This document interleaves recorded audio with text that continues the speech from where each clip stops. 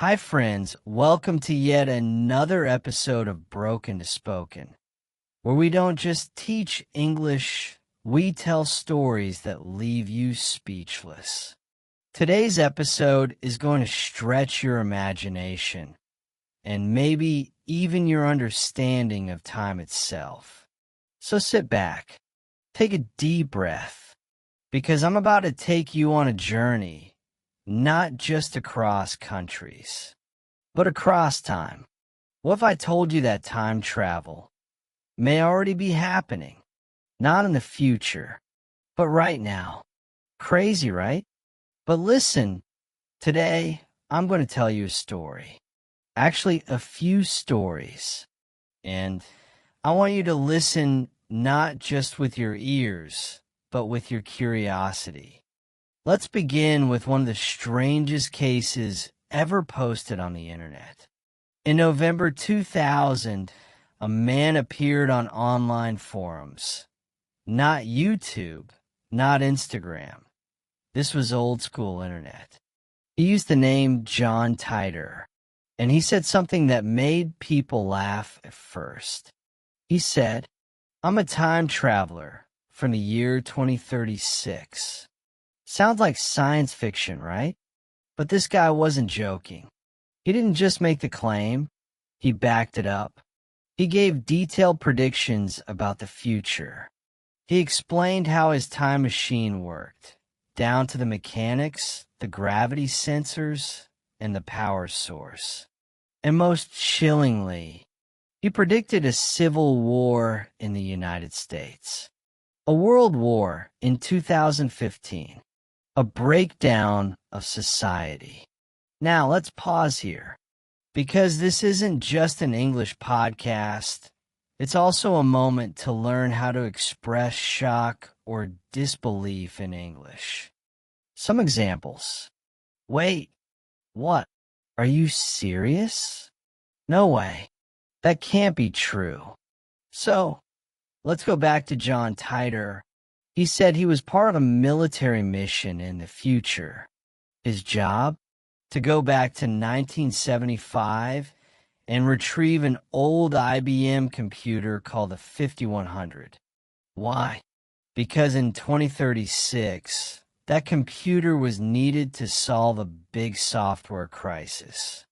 You see, this wasn't just a crazy sci-fi post. People who read his messages noticed something strange. He didn't just guess the past correctly. He knew technical details about the IBM 5100 that weren't public knowledge. So, was he telling the truth? That's up to you to decide. But here's the freaky part. One day, he simply said goodbye. He wrote, "Mission complete. I'm returning home." And then he vanished. No one ever heard from him again. Let's look at how he spoke. "I had to travel to 1975 because our computers couldn't read legacy code." These are past perfect and modal verbs. They're used when talking about events in the past that happened before other past events, especially in stories. Examples. "He had already left when I arrived." They might have been lying. She could have told the truth, but didn't. Now you try. If I had a time machine, I would. Now let's talk about real documents. Not internet stories, but declassified government files. Did you know the CIA once studied time travel? Yeah, not even kidding. In 2003, a document titled Analysis and Assessment of Gateway Process was made public under the Freedom of Information Act. This document explored out-of-body experiences, altered states, and yes, time manipulation. According to the file, the human brain can be tuned, like a radio, to tap into different frequencies of reality. The paper even talked about a holographic universe and the possibility of transcending time. Now, if you're an English learner, Here's your chance to add some new vocabulary. Declassified equals officially made public. Altered states equals changed states of mind or awareness. Transcend equals to go beyond the normal limits. Here's an example sentence. Some scientists believe that consciousness might transcend time. Pretty wild, right? But there's more. Another man, Andrew Biago, claimed he was part of a secret government project called Project Pegasus in the 1970s. He said that children were trained to time travel using teleportation devices based on Tesla's technology. He even claimed to have visited Mars and met Barack Obama, who was also part of the program. Now, this obviously sounds outrageous, but here's a useful English expression. As crazy as it sounds, it means you're about to say something unbelievable. Example, as crazy as it sounds, there are people who genuinely believe this happened. Do I believe it? Not necessarily. But is it interesting? Definitely. Let me tell you about another strange case, Rudolph Fentz. In 1950, in the middle of New York City, a man was hit by a car. Witnesses said he looked confused. He was wearing clothes from the 1800s, like a top hat, high boots, and a long coat. In his pockets, they found a receipt from a horse stable dated 1876, a letter addressed to him dated June 1876, business cards with an address that didn't exist anymore. Police searched records and found that Rudolph Fentz had disappeared in 1876.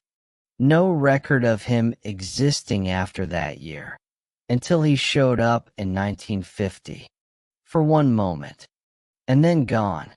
Spooky, right? And great for learning narrative sequencing. First, he was seen standing in the street. Then, he looked around, confused. Suddenly, a car came rushing toward him. Try telling this story back using those connectors. Let's switch gears now. Ever heard of the Mandela effect? It's when a large number of people remember something one way, but the facts show something different. Examples. Did the Monopoly man have a monocle? No, he didn't. Is it Looney Tunes or Looney Tunes? It's Tunes. Was Nelson Mandela alive in the 90s, or did he die in prison? Millions of people swear he died in prison in the 1980s. But official history says he became president of South Africa in the 90s. What's going on? Some say it's collective memory mistakes. Others, they believe it's evidence of alternate timelines, realities splitting and merging. Useful English expression. To swear something happened equals to strongly believe something is true. Example. I swear I saw that movie as a kid, but now it doesn't exist. This leads us to a fascinating idea. Maybe time isn't linear. Maybe it's a spiral, a loop. Maybe we're all jumping between versions, and we don't even notice. Case in point, Lorena Garcia. She woke up one day in her apartment in Spain, just like every morning. But something felt off. Her bed sheets were different. The toothpaste was on the wrong side of the sink. When she went to work, it wasn't the same office. And her boyfriend? Gone. In his place was a man she had never met, but who insisted they'd been dating for months. She later found out. In this world, she had never dated the man she remembered. Creepy? Or did she simply slip into another reality? Let's break this down. In English, We use unreal conditionals to talk about imaginary situations. Examples: if I were a time traveler, I would go back to ancient Egypt.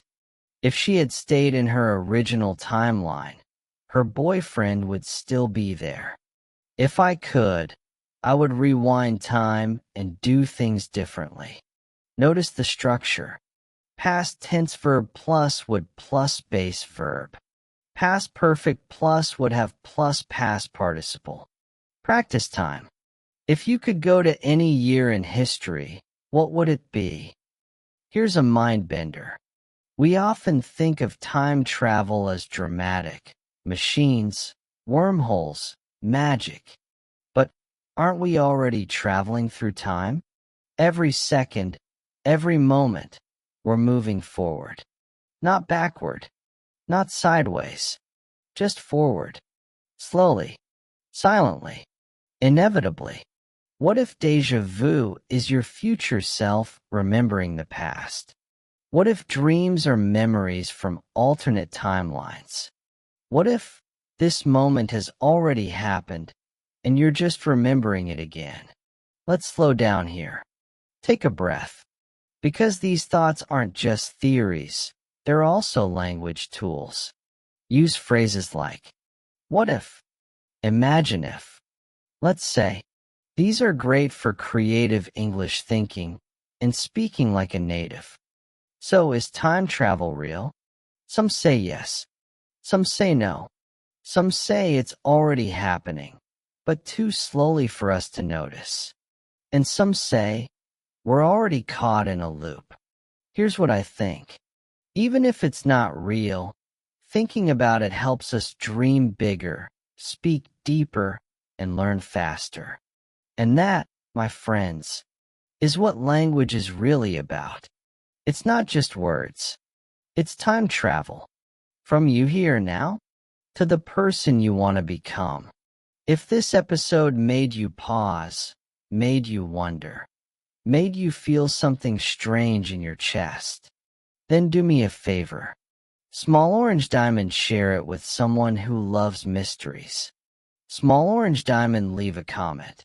If I had a time machine, I would. Small Orange Diamond, and don't forget to subscribe to Broken to Spoken, your safe space to learn English, explore ideas, and awaken your voice. Thanks for spending time in time with me. Until next episode, stay curious, stay bold, and keep speaking.